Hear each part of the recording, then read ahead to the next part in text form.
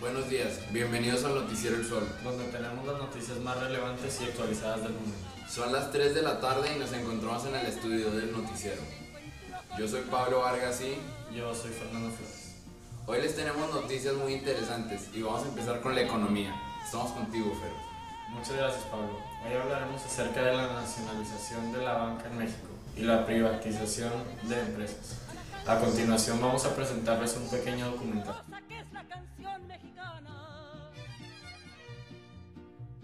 La vida de José López Portillo, político mexicano, presidente de la República. Nació en Ciudad de México en el seno de una familia de destacados políticos y juristas. Estudió Derecho y Ciencias Políticas en la Universidad Nacional Autónoma de México. Escritor, profesor y abogado de éxito. Entró en el servicio público en 1959 y desempeñó varios cargos, como secretario de Hacienda del presidente Luis Echeverría Álvarez.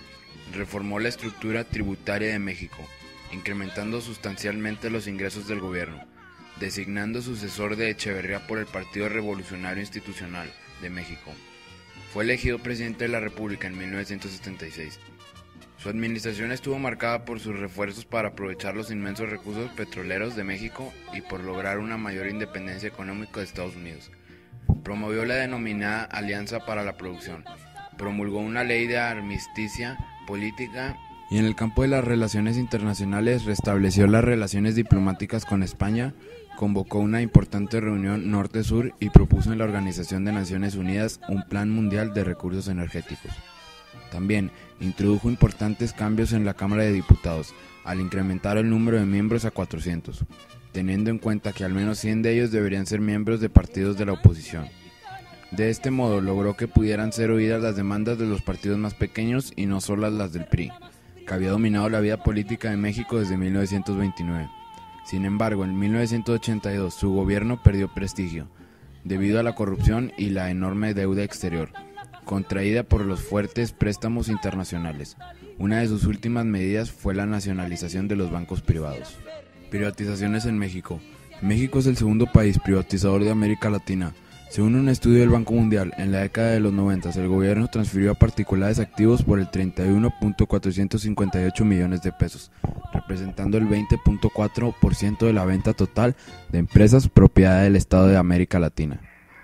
El informe del Banco Mundial indica que entre 1990 y 1998 las privatizaciones de empresas públicas en México alcanzaron un montante apenas inferior al saldo de la deuda externa del país en 1998. México planea privatizar bienes en aeropuertos, ferrocarriles y energía, industria petrolera y sector eléctrico. Por desgracia, tampoco la privatización no fue suficiente para contar con un sistema financiero eficaz. Las exigencias de la economía demandan mucho más, de ahí que se esté dando el proceso de extranjerización iniciado en la administración del presidente Ernesto Zedillo Ponce de León, como lo reconoce el expresidente de la Asociación de Banqueros de México y expresidente del Banco del Atlántico, Carlos Avedrop Dávila. La verdad es que después de poco más de 20 años desde la nacionalización en 1982, tanto gobierno como particulares han manejado el sistema bancario de manera muy deficiente.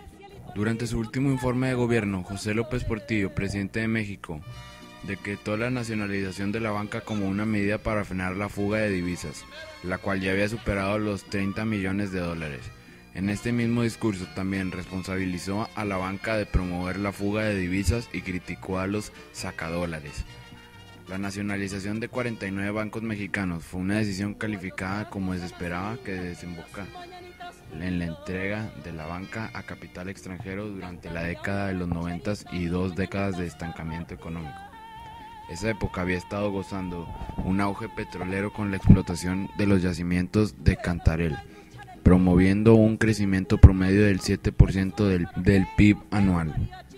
Desafortunadamente, los políticos creyeron que esos yacimientos eran ilimitados y se practicó un derroche en las finanzas públicas, provocando un déficit del 17% del PIB y se triplicó la deuda externa a más de 60 millones de dólares, disparando la inflación y devaluación.